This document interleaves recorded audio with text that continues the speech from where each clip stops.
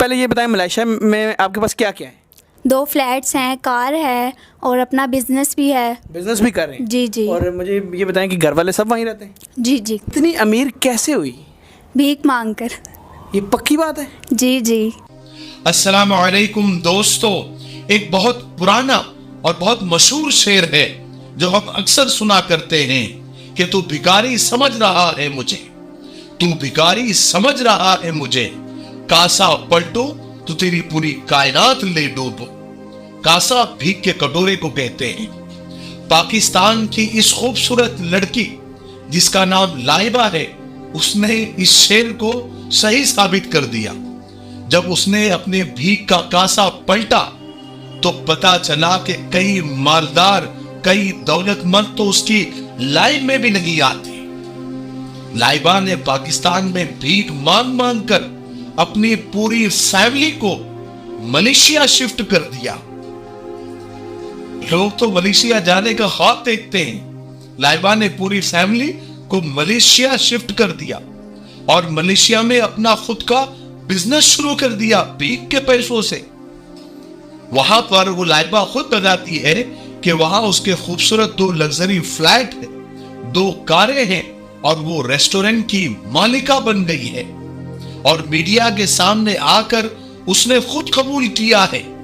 अब उसके कबूल करने को आप बेशर्मी समझे या उसकी सच्चाई, वो आप लोग तय करें। लेकिन लाइबा ने बताया कि उसने ये सब भीख मांग मांग कर ये सारी प्रॉपर्टी बनाई है और बैंक बैलेंस बनाया है। लोगों को झूठी कहानियां बता बता कर, बेवकूफ बना बना कर खूब पैसा बनाया। लाइबा आगे बताती है कि वो हिजाब में होती थी, अंधी बनकर और किताब हाथ में रखकर, एक लाठी की स्टिक उसके हाथ में होती थी और वो भीख मांगती थी। देख के ज़रा ये बताएं कि भीख मांगती कैसे थी, क्या बहाना करती थी, क्या सारा करती थी? नाबीना बनकर, हाथ में किताब पकड़कर और हर किसी को अपनी झूठी कहानी बतानी कि मेरे घर वाले बहुत गरीब हैं और मैं सिर्फ एक ही हूँ, घर चलाना है, मेरे अब्बू बीमार हैं, वो कोई काम नहीं कर सकते। बस इस तरह की कहानियाँ बतानी उनको। और कमाल की बात यह है कि उसने इतनी प्रॉपर्टी, इतना बैंक बैलेंस और इतना मतलब सब कुछ सिर्फ 5 साल में किया। जब लाइबा से सवाल किया गया कि सबसे ज्यादा उसको भीख कितनी मिली, तो उसने एक वाकई का जिक्र करते हुए बताया कि उसको एक अमीर शख्स ने 5 लाख रुपए भीख दी। 5 लाख। कितना सबसे ज़्यादा पैसा आपको लिया उसने देखा, और कितना तरस खाया और कितना पैसा दिया? 5 लाख किसी बंदे ने दिया था? जी। जरा सोचिए तो सही, जहां लोग दिन रात पढ़ पढ़ कर, लाखों रुपये लगा लगा कर, फीस भर भर के, डोनेशन दे देकर डॉक्टर, इंजीनियर, साइंसदान बनते हैं, या बैंक से लोन लेकर, लोगों से कर्ज लेकर, सूद से लेकर अपना छोटा मोटा बिजनेस शुरू करते हैं, दिन रात मेहनत करते हैं, तब भी वो इतना पैसा कमा नहीं पाते और अपना छोटा सा घर वो अपने ही मुल्क में ले नहीं पाते, क्योंकि वो खुददार होते हैं, गैरतमंद होते हैं। लेकिन कुछ लोग बेगैरत, बेशरम बनकर, जिस तरह से ये लाइबा है या लाइबा जैसी और औरतें हैं और लड़कियां हैं जो हद से नीचे गिरते हैं और भीख मांगने को अपना प्रोफेशन बना लेते हैं, तो लाखों करोड़ों रुपए उनको मिल जाते हैं। अपनी मेहनत की कमाई से एक मर्तबा मलेशिया जाना मुश्किल है, लेकिन भीख मांगकर और मलेशिया में सेटल हो जाना आसान है। यहां भारत में भी, हमारे मुल्क में भी भिखारियों की बल्ले बल्ले हैं। 2021 की बात है कि बीड जिले में एक मंदिर के बाहर एक बाबूराव नाइकवाड़ करके एक शख्स मंदिर के बाहर भीख मांगता था।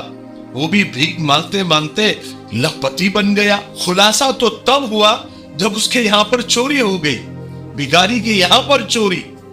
उसने बहुत कोशिश की चोर को तलाश करने की, अपने पैसों को ढूंढने की, लेकिन वो नाकाम हुआ। नाकाम होकर वो जब पुलिस स्टेशन पहुंचा और अपने 1,72,000 रुपए कैश चोरी होने की शिकायत उसने पुलिस स्टेशन में करवाई। पुलिस भी हैरान थे कि इस भिखारी के पास इतनी सेवी, इतना पैसा कहां से आया। जब पुलिस के पास भी उनके खाते में भी इतनी सेविंग नहीं होगी। लेकिन फिर पुलिस ने कुछ घंटों में चोर को पकड़कर उसका पैसा उसको लौटा दिया। ऐसे ही आंध्र प्रदेश के नालगोंडा की ये खबर है, 2018 की है, कि बहुओं ने बेटों के मरने के बाद अपनी सास को घर से बाहर निकाल दिया। सास के पास कोई रास्ता नहीं था तो उसने भीख मांगना शुरू कर दिया।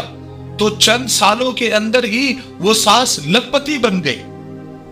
कैसे पता चला? जब पुलिस ने भिखारियों के यहां छापेमारी की तो उस औरत के पास, उस खातून के पास लाखों रुपए बरामद हुए। बहरहाल ऐसे सैकड़ों वाकयात मैं आपको सुना सकता हूं, लेकिन बात सिर्फ ये बताना है कि यहां गलती किसकी है।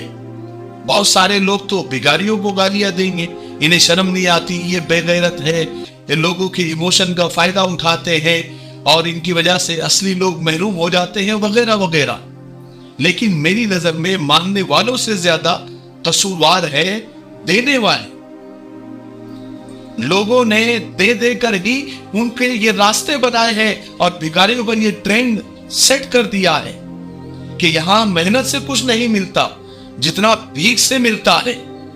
एक आदमी अगर मेहनत करके रेडी पर, हाथगाड़ी पर कुछ बेचता है तो बार्गेनिंग कर करके, झगड़ा कर करके 10 रुपए कम कराते हैं और बेचारे वो दिन रात मेहनत करता है, उसको 10 रुपए ज्यादा देने को मान के ही, कुछ चीज के ही या सब्जी तरकारी के ही 10 रुपए ज्यादा देने में हमारी जो है जान निकल जाती है। और 10 रुपए बचाकर हम समझते हैं कि हम बहुत अच्छे बार्गेनिंग करने वाले हैं और हमने बहुत बड़ा काम किया है। और वही 10 रुपए एक नौटंकी करने वाले, एक बेवकूफ बनाने वाले, और ये कंफर्म भी नहीं है, रेहड़ी वाला और हाथगाड़ी वाला और ये छोटा सा कारोबार वाला, ये तो कंफर्म है कि वो मेहनत कर रहा है, कंफर्म है 100%, क्योंकि वो बैठा है दुकान लेकर। लेकिन वो भिखारी जिसके बारे में कंफर्म भी नहीं है कि वो असली है कि नकली, और हजारों वाकयात हमारे सामने आ चुके हैं कि इसमें से 95% लोग पेशावर होते हैं और बेवकूफ बनाते हैं, लाइबा की तरह होते हैं। और लाइबा जैसी और बहुत सारी लड़कियां जो या औरतें नकाब के अंदर और भिखारी बनकर गली और मोहल्लों में घूम रही है। तो दुकानदार जो कि कंफर्म है कि मेहनत कर रहा है, उससे 10 रुपए बचाकर, और एक बेवकूफ बनाने वाला भिखारी जब अगले सिग्नल पे मिलता है तो वो 10 रुपए उसको दे देते हैं फ्री में। वहां से मेहनत करने वाले से छीन कर बेवकूफ बनाने वाले को 10 रुपए दे देते हैं। तो बताइए भिखारी किसकी वजह से बढ़े? ग्राहक है तो दुकानें हैं, ग्राहक नहीं तो दुकानें बंद हो जाती है। हम जिस दिन देना बंद कर देंगे और तहकीक करके देना शुरू करेंगे तो भिखारियों की तादाद कम होगी। वरना याद रखिए आने वाली नस्लें, क्योंकि अच्छे अच्छे घराने के लोग भी भीख मांगते हुए पकड़े गए हैं, दूसरी रियासत में जाकर, रहते महाराष्ट्र में, रहते यूपी में, रहते बिहार में, रहते आंध्र में, लेकिन भीख मांगने के लिए दूसरी रियासतों में जाकर जाओ ने कोई पहचानता नहीं, लाखों रुपए कमाते हैं। ऐसे भी कई वाकयात हुए हैं। इसलिए मेरे भाइयों, जब भी दे कम से कम भिखारियों को तो न दे। देखिए फकीर में और भिखमंगों में बहुत फर्क होता है ना? तो आप तहकीक करेंगे वाकई जरूरतमंद फकीर कौन है।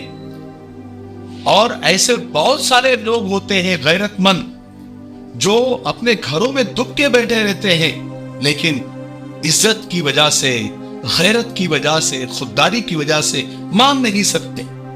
इसलिए जब भी कुछ पैसे देना चाहे, 10 रुपए देना है, अगर आपके पास 10-10 रुपए से जो हम बांटते हैं ना, वो एक डब्बा बनाए घर के अंदर, और जब भी ऐसा सदका देने का वक्त आ जाए या कोई 10-5 रुपए जो भी निकलते हैं, कोई बीमार हो गया तो सदका देना है या किसी काम के लिए शुरुआत के लिए सदका देना है, तो उस डब्बे में जमा करे। 1000-2000 रुपए, 5000 जब जमा हो जाए तो तहकीक करके किसी एक को दे ताकि उसको काम आए और आपके पैसे सही जगह पर पहुंचे। इसकी तो कोशिश कर सकते हैं ना। ये भिखारियों की तादाद कम करनी पड़ेगी, और वो ऐसे नहीं, हमको भी मेहनत करनी पड़ेगी। जैसे मेहनत करके पैसा कमाते हैं, ऐसे मेहनत करके तहकीक करके ही हम सबका खैरात किया करें, ताकि ऐसे फ्रॉड भिखारियों की तादाद कम होती चले। हर काम हुकूमत नहीं कर सकती, हमारी बेदारी भी बहुत जरूरी है। ठीक है, मुझे उम्मीद है कि आज की इस कहानी से, सच्ची कहानी से हम सबको बहुत कुछ सीखने को मिला होगा। तब तक मेरे लिए, पूरी उम्मत के लिए, पूरी इंसानियत, पूरी मानवता के लिए और हमारे प्यारे उनको भारत के लिए, यहाँ की अमन, शांति, तरक्की, उन्नति के लिए खूब दुआएं करते रहे। अस्सलाम वालेकुम व रहमतुल्लाहि व बरकातहू।